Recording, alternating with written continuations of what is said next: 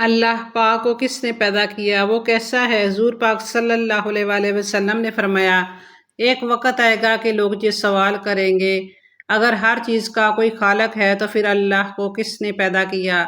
وہ کیسا ہے اور کس چیز سے بنا ہے؟ صحابہ کرام رضی اللہ تعالیٰ عنہ نے پوچھا، یا رسول اللہ صلی اللہ علیہ وآلہ وسلم، پھر اس کا ہمارے پاس کیا جواب ہے؟ حضور پاک صلی اللہ علیہ وآلہ وسلم فرمانے لگے، بسم اللہ الرحمن الرحیم، آج کی ویڈیو میں انتہائی اہم شیطانی وسوسے کے بارے میں بات کریں گے کہ اکثر ہمارے ذہنوں میں یہ سوال پیدا ہوتا ہے کہ اگر ہر چیز بنا کسی خالق کے پیدا نہیں ہو سکتی اور ہر چیز کا خالق اللہ ہے تو پھر اللہ کو کس نے پیدا کیا، وہ کیسا ہے اور کس چیز سے ہے؟ نعوذ باللہ۔ لہذا ان وسوسوں سے پریشان نہ ہوں۔ وسوسوں میں مبتلا اشخاص کی تسلی و تسکین کے لیے کہا ہے کہ جس طرح چور اس گھر میں جاتا ہے جہاں کچھ مال و متاع ہوتا ہے، اسی طرح جس دل میں ایمان ہوتا ہے شیطان وہاں آ کر وسوسے ڈالتا ہے۔ شیطان چونکہ انسان کا ازلی دشمن ہے، وہ انسان کو کسی بھی طرح سکون اور چین سے نہیں رہنے دیتا۔ شیطان کی سب سے پہلی کوشش یہی ہوتی ہے کہ وہ کسی طرح انسان کو اس کے خالق کے بارے میں شکوک و شبہات میں ڈال کر اس کو سرے سے ہی بے ایمان و مشرک کر دے، اور اگر شیطان اس عمل میں ناکام ہو جائے تو پھر اس کی دوسری کوشش یہ ہوتی ہے کہ وہ مومن کی اہم عبادتوں، نماز، روزہ، حج اور زکوٰۃ کے بارے میں شکوک و شبہات پیدا کر دے۔ خیر، شیطان کا سب سے اہم اور خطرناک وسوسہ یہی ہے کہ جب ہر چیز کا خالق اللہ ہے تو پھر نعوذ باللہ اللہ پاک کا خالق کون ہے؟ خیر، اگر تو یہ سوال مسلمان دل میں پیدا ہو تو اس کا جواب ہم قرآن و سنت کی روشنی میں دے سکتے ہیں، لیکن اگر کوئی غیر مسلم یہ سوال کرے تو اس کا جواب ہم ویڈیو کے آخر میں دیں گے۔ سب سے پہلے یہ جواب دیتے ہیں کہ اگر مسلمان کے دل میں یہ وسوسہ پیدا ہو تو پھر اس کا کیا حال ہے؟ فریڈ ہائے لکھتا ہے کہ اس بات کا امکان کہ دنیا خود بخود وجود میں آئی ہے، یہ اس سے زیادہ کچھ نہیں ہے کہ ہم یہ یقین کر لیں کہ کبھی کوئی ہوا چلی ہو اور کوڑے کے ڈھیر سے ایک ہوائی جہاز بن گیا ہو۔ رچرڈ ڈاکنز اپنی کتاب دی گاڈوڈ یولوژن میں لکھتا ہے کہ اگر یہ مان لیا جائے کہ جہاز خود نہیں بن سکتا، اس کو کسی نے بنایا ہے، اسی طرح یہ دنیا بھی خود نہیں بنی بلکہ اس کو بھی کسی نے بنایا ہے، تو پھر جس نے ان سب کو بنایا ہے تو اس کو بھی تو کسی نے بنایا ہوگا۔ خیر، اگر تو یہ سوال مسلمان کے ذہن میں آئے تو وہ درج ذیل احادیث پر غور کرے۔ صحیح مسلم کی حدیث نمبر 134 ہے کہ حضور نبی کریم صلی اللہ علیہ وآلہ وسلم نے فرمایا، ہمیشہ ہی لوگ ایک دوسرے سے سوال کرتے رہیں گے کہ اللہ نے ہر چیز کو پیدا کیا تو پھر اللہ کو کس نے پیدا کیا؟ تو جو شخص ایسا اپنے ذہن میں پائے تو وہ یہ کہے میں اللہ پر ایمان لایا۔ اسی طرح مسند احمد کی حدیث ہے، حضور صلی اللہ علیہ وآلہ وسلم نے فرمایا کہ جب کسی کے پاس شیطان آ کر پوچھتا ہے کہ آسمان کو کس نے پیدا کیا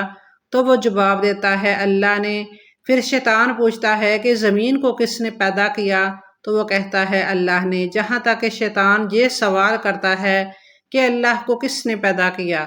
بس اگر تم میں سے کسی کے دل میں یہ سوال آئے تو فوراً پڑھو آمنت باللہ و رسولہ، یعنی میں اللہ اور اس کے رسول پر ایمان لاتا ہوں۔ ایک دفعہ صحابہ کرام رضی اللہ تعالیٰ عنہ میں سے کچھ لوگ نبی کریم صلی اللہ علیہ وآلہ وسلم کی خدمت میں حاضر ہو کر عرض کرنے لگے کہ ہم اپنے دلوں میں کچھ خیالات ایسے پاتے ہیں کہ اللہ کو کس نے پیدا کیا اور وہ کیسا ہے اور کس چیز سے ہے، اور اس طرح کی اور چیزیں کہ جن کا بیان کرنا بھی مشکل ہے، اس لیے کہ ہمیں معلوم ہے کہ یہ کبھی باتیں ہیں، اور ان میں سے کوئی چیز بھی ایسی نہیں کہ ہم اس پر اعتقاد رکھیں، بلکہ ہم جانتے ہیں کہ اللہ قدیم ہے، ازل سے ہے، ہر چیز کا خالق ہے، مخلوق نہیں ہے۔ تو ایسے خیالات جو ہمارے دل میں آتے ہیں ان کا کیا حکم ہے؟ تو حضور صلی اللہ علیہ وآلہ وسلم نے یہ جواب دیا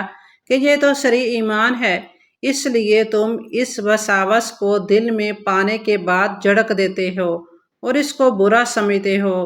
تو یہ تمہارے ایمان کی علامت ہے۔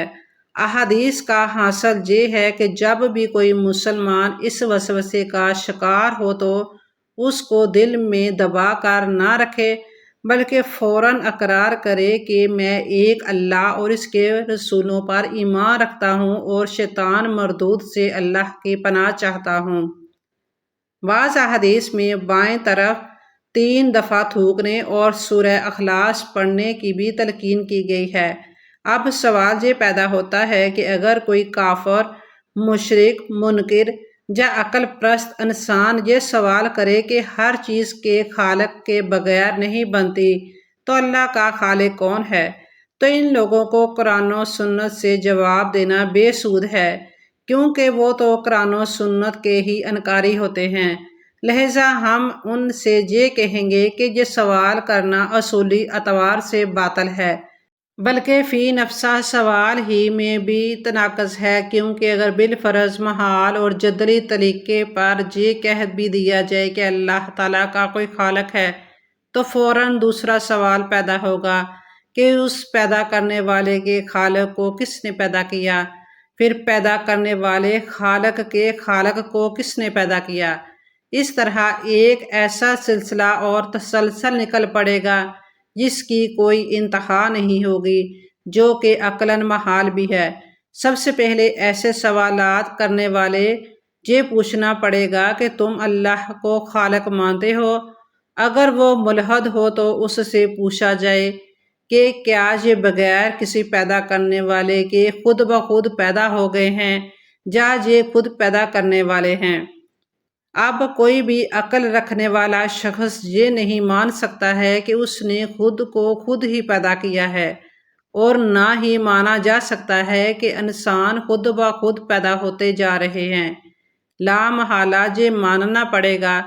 کہ کوئی خالق ضرور ہے اور وہ اللہ ہی ہے۔ چنانچہ جب یہ واضح ہو گیا کہ نہ تو وہ بغیر خالق کے پیدا ہوئے ہیں اور نہ ہی انہوں نے خود کو پیدا کیا ہے، تو متعین ہو گیا کہ ان کو پیدا کرنے والا اور انہیں وجود میں لانے والا کوئی نہ کوئی ضرور ہے۔ پھر جب یہ کافر، مشرک، ملحد، مجنوں اور بے عقل یہ تسلیم کر لیتے ہیں تو ہم ان سے دوبارہ سوال کریں گے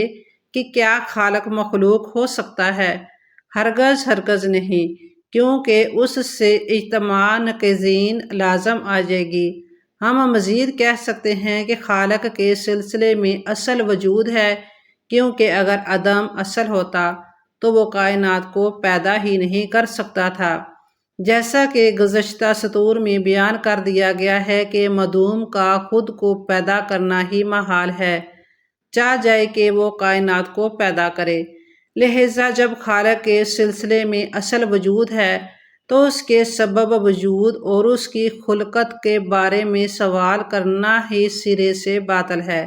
اس طرح اللہ رب العزت کی ذات ازلی ہے اور اس کا وجود اس کی ذات سے کبھی جدا نہیں ہو سکتا۔ اسی طرح اگر ہم کہیں کہ ہر چیز کا کوئی نہ کوئی خالق ہے، چنانچہ کائنات کا کوئی خالق ہے، پھر اس کائنات کو پیدا کرنے والے کا کوئی خالق ہے، پھر اس کے پیدا کرنے والے خالق کا کوئی خالق ہے، پھر اس کے پیدا کرنے والے کے خالق کو بھی کوئی پیدا کرنے والا ہے، تو یہ سلسلہ چلتا رہے گا اور کبھی ختم ہی نہیں ہوگا۔ اور اس تسلسل سے یقینی طور پر لازم آئے گا کہ کائنات کا کوئی خالق ہی نہیں ہے، کیونکہ جب ہم یہ کہیں گے کہ کائنات کو پیدا کرنے والے کا بھی کوئی خالق ہے تو اس سے اس کا مخلوق ہونا لازم آئے گا، اور جو مخلوق ہو وہ خالق نہیں ہو سکتا، اور جب خالق نہیں ہو سکتا تو پھر کائنات کو پیدا بھی نہیں کر سکتا۔ مگر کائنات کے وجود سے پتہ چلتا ہے کہ یہ سوال اور فلسفہ ہی سرے سے باطل ہے، کیونکہ کائنات کے وجود کا مطلب ہے کہ اس کا کوئی خالق ہے، اور جو خالق ہوگا وہ مخلوق نہیں ہو سکتا۔ خلاصہ کلام یہ ہے کہ اصولی طور پر یہ سوال باطل ہے، بلکہ فی نفسہ سوال ہی میں تناقض ہے، کیونکہ خالق کو کسی نے پیدا نہیں کیا بلکہ وہ اپنے سوا سب کا خالق ہے۔ یہی بات عقل اور منطق کے موافق ہے اور وہ خالق اللہ تعالیٰ ہے۔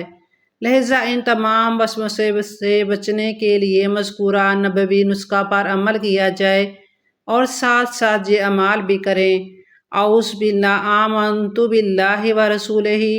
هو اللہ الاول والآخر والظاہر والباطن وہو بکل شیء ربی اعوذ بک من ہمزات ربی اعوذ بک ان یحضرون۔ اللہ پاک ہم سب کو اپنے حفظ و ایمان میں رکھے۔ ہم شیطان مردود سے پناہ مانگتے ہیں۔ اللہ رحمان فرماتے ہیں، اور تم عرض کرو اے میرے رب میں شیطان کے وسوسوں سے تیری پناہ مانگتا ہوں، اور اے میرے رب میں تیری پناہ مانگتا ہوں اس سے کہ وہ شیطان میرے پاس آئیں۔ آپ صلی اللہ علیہ وآلہ وسلم کو یہ دعا مانگنے کا حکم دیا گیا، اور اس سے مقصود سید المرسلین صلی اللہ علیہ وآلہ وسلم کی امت کو تعلیم دینا ہے کہ وہ شیطان اور اس کے وسوسوں سے پناہ مانگتے رہا کریں۔ اس آیت سے معلوم ہوا کہ حضور اقدس صلی اللہ علیہ وآلہ وسلم اللہ تعالیٰ کے فضل و کرم سے شیطان کے وسوسوں سے بھی محفوظ ہیں، اور حضور صلی اللہ علیہ وآلہ وسلم کی بارگاہ تک شیطان کی رسائی نہیں، کیونکہ اللہ تعالیٰ نے آپ صلی اللہ علیہ وآلہ وسلم کو یہ دعا سکھائی، اور آپ صلی اللہ علیہ وآلہ وسلم نے یہ دعا مانگی جو کہ قبول ہوئی۔ یہ بھی معلوم ہوا کہ بڑے سے بڑا آدمی بھی اپنے آپ کو شیطان سے محفوظ نہ سمجھے۔ جب نبی کریم صلی اللہ علیہ وآلہ وسلم نے شیطان سے پناہ مانگی تو ہم کیا چیز ہیں؟